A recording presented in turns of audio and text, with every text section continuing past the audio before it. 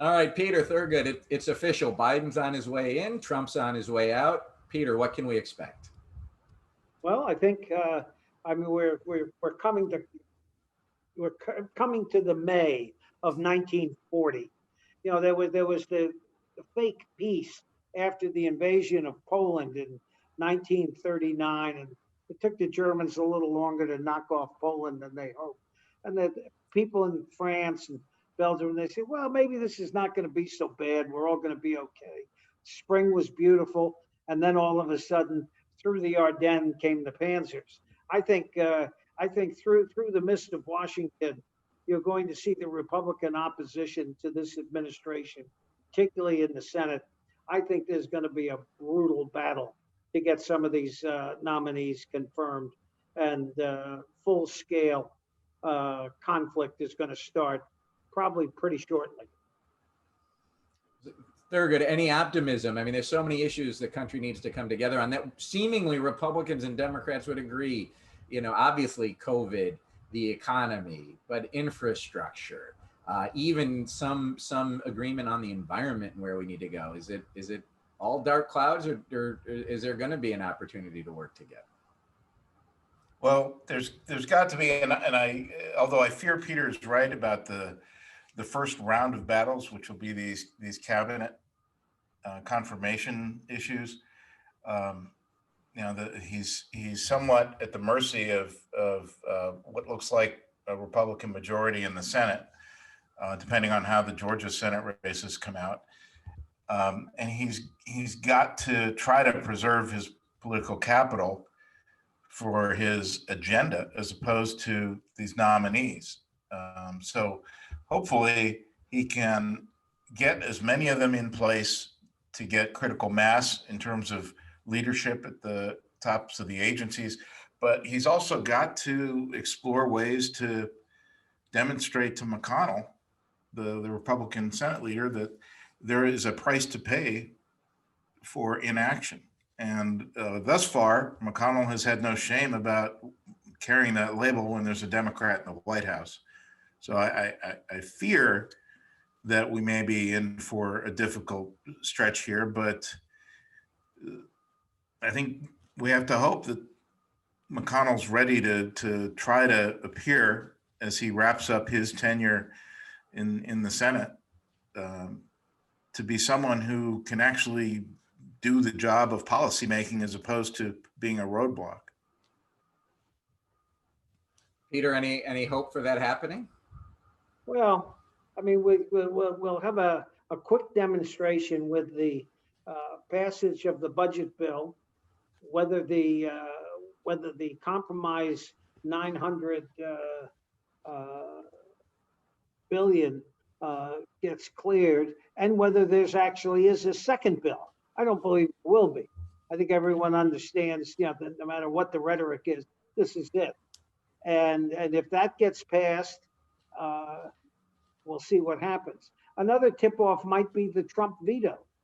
I mean, if the Senate really rolls over the veto of the defense bill, that might be the grounds for a modest step forward. But I just don't see it lasting. You know, we've got a tumultuous 5 weeks or so coming up, and you know, we just wrote about how Trump is going to, you know, pardon himself, and then you know that is going to put the you know, Biden Justice Department between a rock and a hard place of whether you prosecute him or you let it go. Either way, you're going to get screams from one side of the country or the other. So Thurgood, what do you see happening from what Trump can do over the next 5 weeks and how that's going to shape the country going forward? Well, today is yet another example that my ability to predict, even this far into the Trump administration, my ability to predict how crazy this man can be is far short of his limits, with his latest, the departure of the Attorney General and the president's apparent use of that as his response to the Electoral College vote news, and his latest effort to try to steal some remaining spotlight on the day. that I actually did not predict that, and so now I'm a little gun shy about trying to make any more predictions. I think he's clearly focused now on when he's not focused on these bogus claims and pushing what's left of these odd lawsuits. He's clearly focused on trying to set up a comfortable link for him and his family. But I think, Steve, I think Thurgood's right. I mean, the arrivederci to AG Barr was purely a response to not have Biden rule the news day by himself.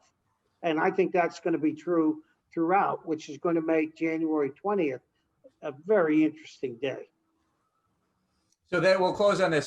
So on January 20th, Trump kind of has three options, right? He can either, go to the inauguration and try and, upstage the president, the new president, in some way, issuing a self-pardon from the podium or walking out, or he could, those two options, or go to, Florida and counter program.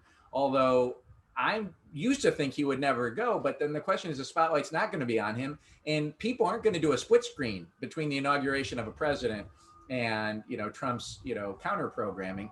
I don't know that he's going to do that. I think he may show up, and then who knows, as Thurgood says, what's going to happen. What do you guys think?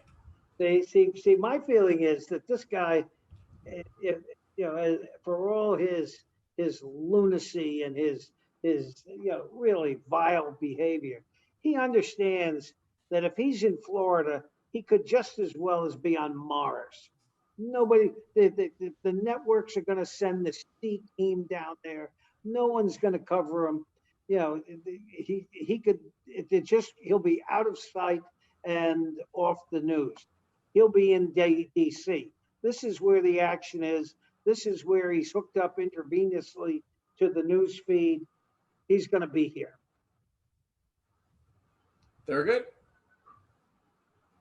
Yeah, if I had to wager, I'd say that, and I wouldn't underestimate the degree to which Melania might push him in that direction as well.